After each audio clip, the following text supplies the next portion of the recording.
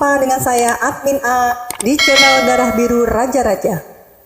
Di video kali ini akan dibahas sejarah, silsilah, dan pemikiran sufistik Pangeran Diponegoro bagian 9. Kisah sejarah ini diambil dari kitab Babat Diponegoro yang ditulis oleh Pangeran Diponegoro ketika ia ditawan oleh Belanda di Manado pada tahun 1832 sampai 1833. Pangeran Diponegoro menceritakan riwayat kehidupan para leluhurnya sejak Prabu Brawijaya hingga perlawanannya kepada Belanda.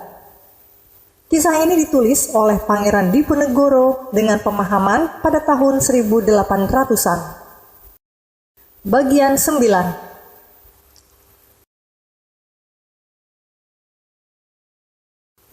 Sewaktu mendapatkan hadiah bumi Mataram, Ki Pemanahan dititipi cucu Ratu Kalinyamat, yakni Retna Dumilah atau Ratu Prawata, Putri Sunan Prawata atau Semangkin Putri Sunan Prawata versi Babat Tanah Jawa oleh Sultan Hadiwijaya.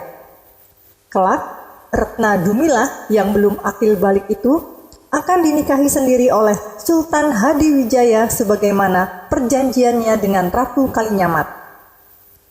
Lambat laun, Retna Dumilah menginjak usia dewasa. Melihat ketampanan Sutawijaya, sang putri jatuh cinta. Sebagai pria dewasa, Sutawijaya pun sangat tertarik dengan Retna Dumilah. Keduanya yang saling mencintai itu seperti tidak bisa dipisahkan lagi.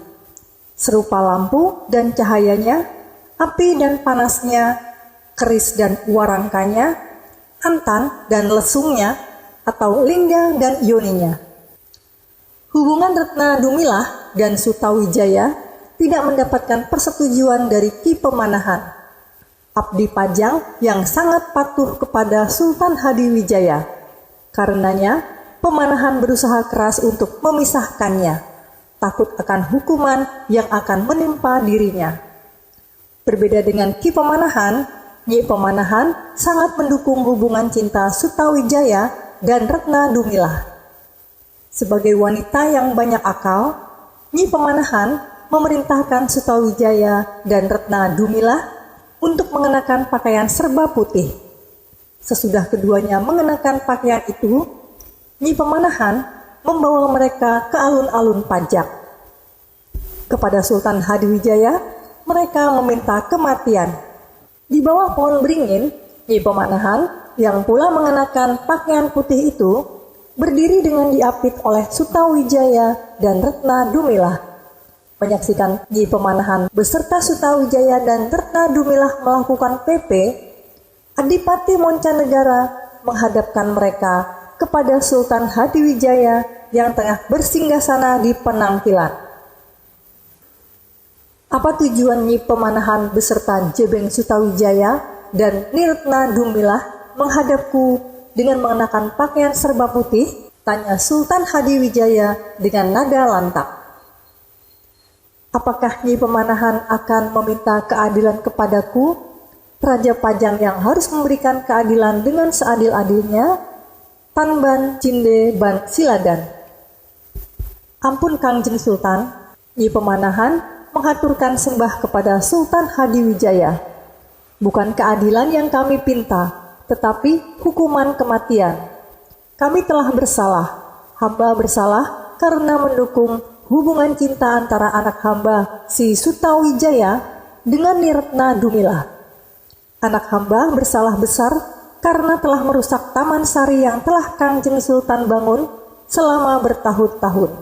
Retna Dumilah tak juga benar karena memilih anak hamba sebagai calon suaminya, bukan sebagai istri Kangjeng Sultan. Sebab itu, bunuhlah kami. Kami merelakan nyawa kami.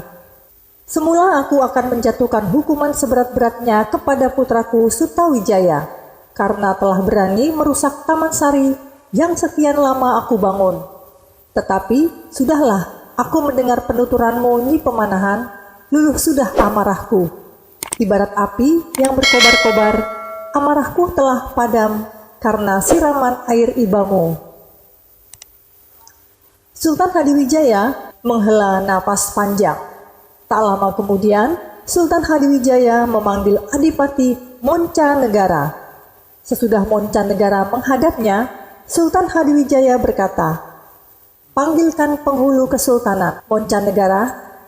Aku merestui putraku Sutawijaya untuk menikah dengan Nyi Retna Dumilah." Adipati Moncanegara undur diri dari hadapan Sultan Hadiwijaya. Hanya dalam beberapa saat, Moncanegara kembali menghadap Raja Pajang itu dengan membawa seorang penghulu kesultanan. Melalui penghulu itu, Sutawijaya dan Retna Dumilah diresmikan sebagai suami istri yang sah menurut hukum agama dan hukum negara. Menyaksikan pernikahan Sutawijaya dan Retna Dumilah, Nyi Pemanahan menangkap langit Pajang, menyibak awan hingga tampak secercah sinar matahari. Berbahagialah Nyi Pemanahan. Demikian pula Sutawijaya dan Retna Dumilah yang telah direstui oleh Sultan Hadiwijaya. Keduanya berbahagia seluas langit yang tidak berbatas kaki cakrawala. Sesudah pernikahan Sutawijaya dan Retna Dumilah, Nyi Pemanahan pulang ke desa Sela. Sepanjang perjalanan pulang, Nyi Pemanahan menggandeng Sutawijaya dengan tangan kanan, Retna Dumilah dengan tangan kiri. Setiba di rumah, mereka mendapatkan sambutan hangat dari Juru Merentani dan Ki Ageng Mataram yang mulai sakit-sakitan.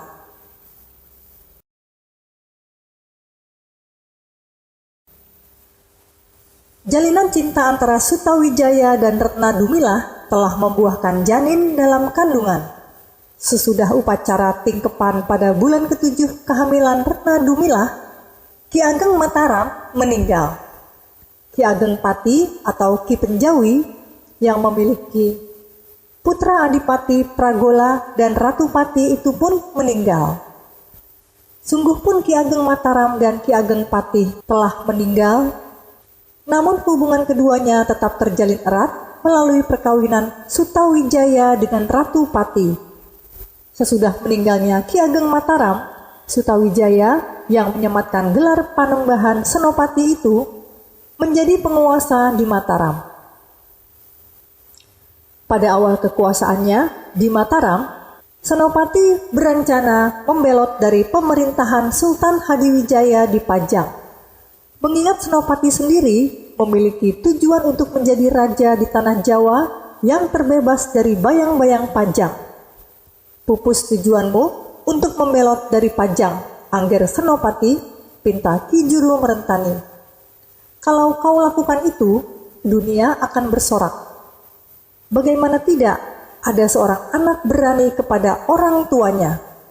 Ada seorang bawahan membelot kepada rajanya, Kangjeng Sultan, Guru Angger sendiri. Beliau memiliki banyak kerabat, pasukan, dan harta benda. Beliau juga suka bertapa berata, beribadah, dan dikasihi Tuhannya. Kalau Angger Senopati membelot, apa senjata yang bisa diandalkan? Tidak ada. Sama sekali tidak ada. Maka pupuslah tujuan itu, Nger. Tapi Paman Juru, Ananda ingin menjadi raja di tanah Jawa, menguasai tanah Jawa yang terbebas dari bayang-bayang kekuasaan Kangjeng Rama Sultan Hadiwijaya di Pajang. Angger Senopati berhak menjadi raja di tanah Jawa. Namun, jangan gege mangsa. Kekuasaan Kangjeng Sultan Hadiwijaya masih perkasa seperti karang yang tak akan mampu dihancurkan oleh gelombang paling besar dan dahsyat. Ki Juru Merentani sontak teringat dengan nama Ki Ageng Giring, sahabat Ki Ageng Pemanahan yang tinggal di Gunung Kidul. Sebaiknya perhatian Angger Senopati bukan tertuju pada keinginan untuk membelot dari Kesultanan Pajang, tapi hendaklah waspada pada ancaman Ki Ageng Giring pada Mataram yang sewaktu-waktu bisa datang.